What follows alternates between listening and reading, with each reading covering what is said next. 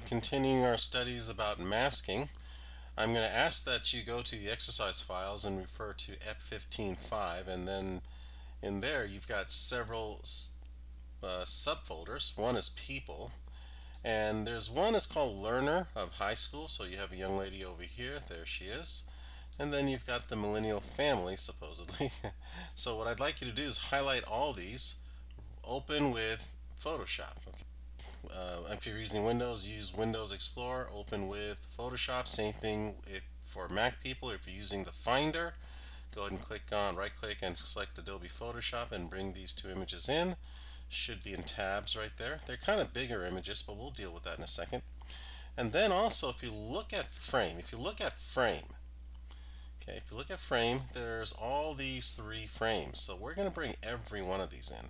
So highlight them all, right click, open with Adobe Photoshop, and you should have them all there. So there is a square frame, there is a nice oval shaped golden frame, and there's a kind of a bronze or older frame with the gentleman there just kind of sitting there.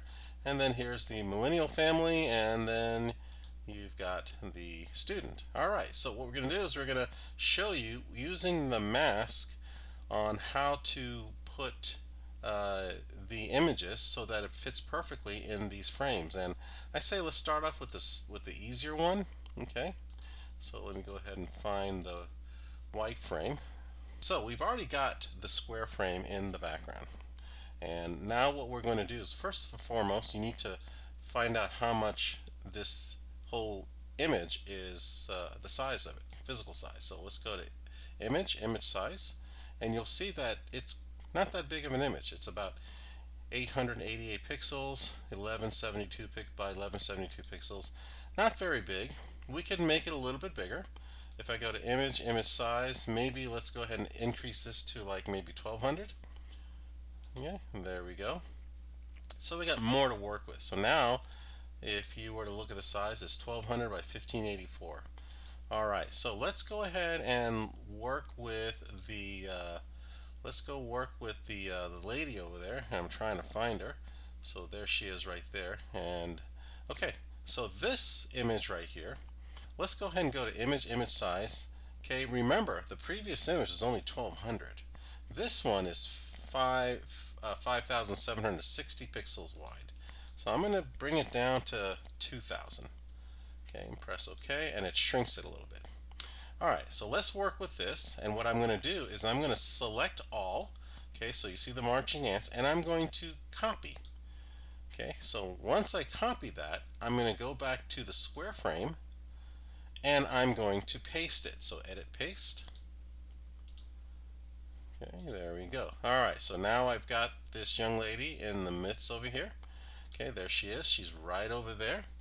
Alright, and one of the things I've got to do, of course, you notice that the background is locked. So I'm going to go ahead and unlock it by clicking on this little that little lock over there and bring this on top. Okay, because remember, we're trying to reveal the lady below. Okay, so let's first of all make this layer right here into a masked layer right here. So let's click here.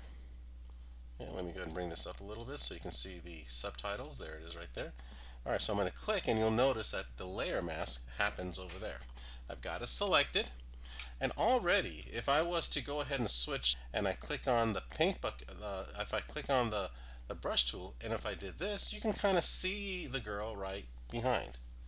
Okay, let me show you a really good trick over here. So this looks like it's kind of uniform color, so I'm going to choose the magic wand tool. Okay, if it is right there, and I'm going to go ahead and click on, let's say, tolerance. Let's make it to 40, and you'll notice that too much is being selected. So I'm going to reduce this to 20.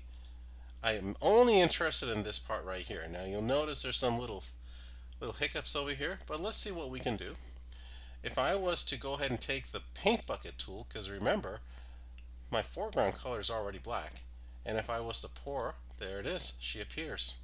And the beauty about this right here, okay, is that I can select her, and let me see if I can do this. I'm going to go ahead and deselect the marching ants, and I can move her around a little bit. You see that?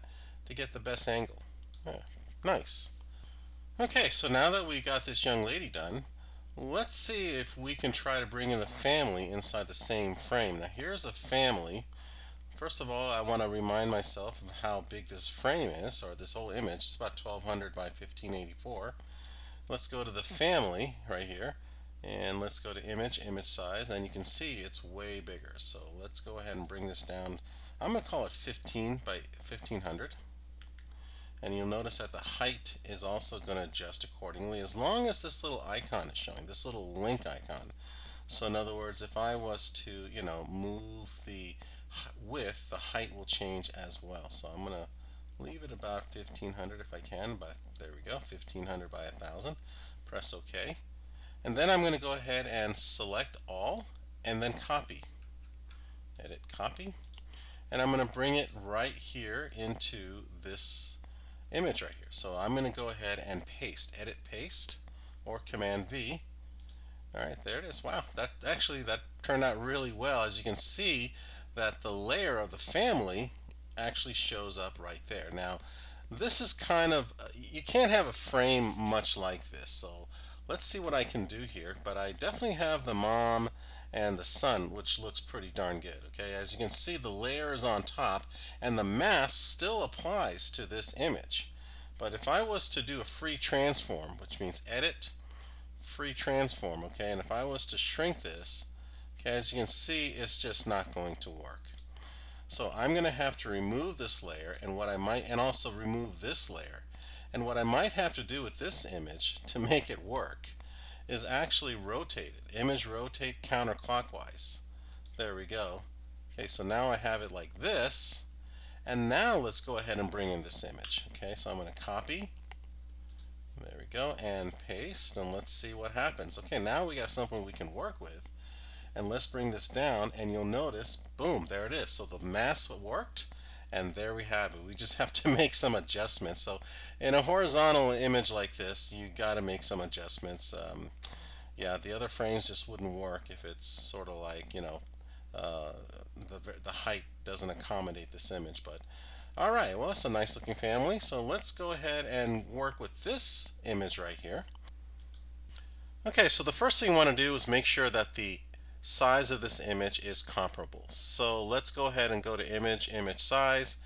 You'll see that it says that it's 1152 by 1717. Okay, that looks good. And I'm going to go to the young lady over here.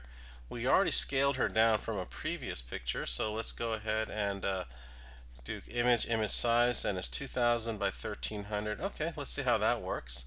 And with the marching ants already, it's already selected. Okay, you see the marching ants, or the marquee there. And I'm going to go ahead and copy it. Command C or edit, copy. And I'm going to go to the circular frame, not that one, this one. And I'm going to go ahead and, as you can see, I've pasted it. So there it is right there. Layer 1. Okay, there's the young lady over there. And a lot of times what you may want to do is lower the opacity. See that? So you can kind of see right through where the model, or this, in this case, this young lady, will appear, and it looks like she'll fit right into the frame. So I'm going to go ahead and work on what we have right now. Next thing I got to do is create the layer mask. Okay, so down below, create layer mask, add layer mask. There it is. I'm going to click, and there it is right there with the white lines around. Okay, looks good. And then what I'm going to do now is I am going to select the frame here. I'm going to go ahead and click on the magic wand tool, and I am going to select inside. And when I click on the magic wand tool, tolerance is 20. And that number was enough for me to select the interior of this frame and nothing else, and that's all I really want. Okay, so now I'm going to have to select the layer masking again. You got to make sure that it's selected, otherwise it's not going to work. So with the layer mask selected and with the foreground color at black, I'm going to go ahead and select the paint bucket tool, and look at this. Okay, there she is, and I noticed that the opacity was not increased, so I am going to increase the opacity to 100. There it is right there. She looks great, and that's how you do it with picture frames.